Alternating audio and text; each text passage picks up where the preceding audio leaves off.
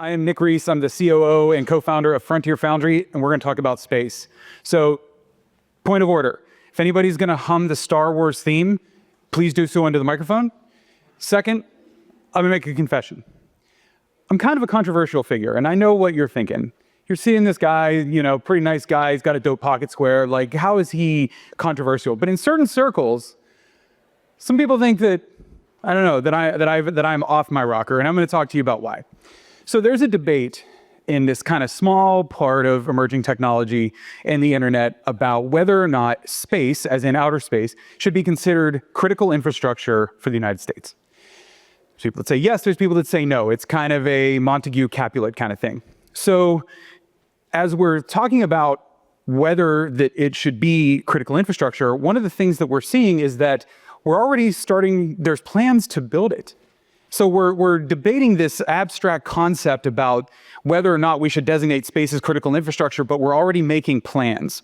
And those plans are going to be to actually create an internet in space in a couple of different locations. And so we're going to talk about what these look like and why we need to pay attention now and why we need to really talk about what an internet in space is going to look like. So first, NASA has plans for what's called LunaNet. And LunaNet is an internet for the moon. It's not just a catchy name. And the internet for the moon is going to create communications, relay capability, and position navigation and timing for future lunar missions. And those lunar missions are scheduled. Those things are starting. Artemis 2 flies next year and is going to go around the moon and in one of the first missions to do so in 53 years. And that is paving the way for us to have sustained presence on the moon for onward launch to other missions, for mining capabilities, for scientific research, and for the commercial space economy. And so, in order to sustain a human presence beyond low Earth orbit, which is where most of our satellites are, we have to build infrastructure. We have to build a common infrastructure that people are doing these space missions are going to be able to use. So LunaNet is going to provide those communications and that PNT capability. Second, MarsLink. MarsLink is a concept for an internet for Mars. And this is going to do the same thing, communications, position navigation and timing, and it's envisioned to have 4 megabits per second.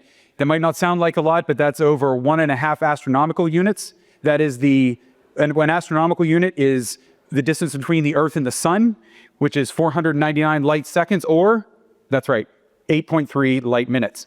So we are creating now 2 pieces of infrastructure that are going to sustain our presence into the stars and into cislunar and interplanetary space for many, many years to come. And many different companies, governments, specific nations are going to use this infrastructure to enable their missions and to sustain human life in these harsh environments.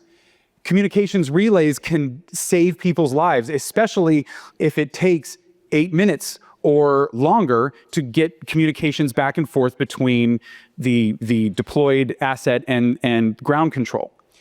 And so we're sitting here, we're debating, we're talking about whether space should be critical infrastructure or not, but the debate can keep going on, but the truth is we're going to start building it. We're going to start building it soon. We've already seen how quickly Starlink happened. We know that we're going to start building these infrastructures, and we've already kind of figured out how to do most of it technically.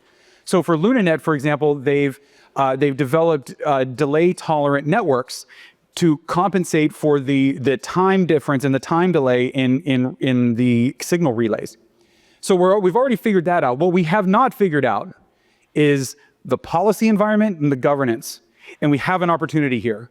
The opportunity is for us to take all of the lessons that we have learned and are continuing to learn about how we've done the internet on Earth, and we can apply those now to the internet that we put in space. And that internet is not just so astronauts can watch cat videos on the moon. It is so they can relay communications, so they can find where they are, so they can enable these missions to do things that are way harder there than they are here. And this will not be the first piece of infrastructure. This is the first, but it won't be the last piece of infrastructure that we put in space to enable sustained human flight beyond cislunar. This is just the first. And so as we sit here and we talk about, should space be, critical infrastructure or not, which team are you on? We need to take it out of the abstract and we need to bring it into reality. And and sometimes abstract is really easy. It's easy to debate when something's abstract, but when it gets real, we need to start making decisions. And that's where we are today. And so think about LunaNet, MarsLink, what we can do about creating an internet for our onward missions into space that is the internet that we want, that we learn lessons from, and that we can sustain to help us grow our space presence. Thanks, everybody.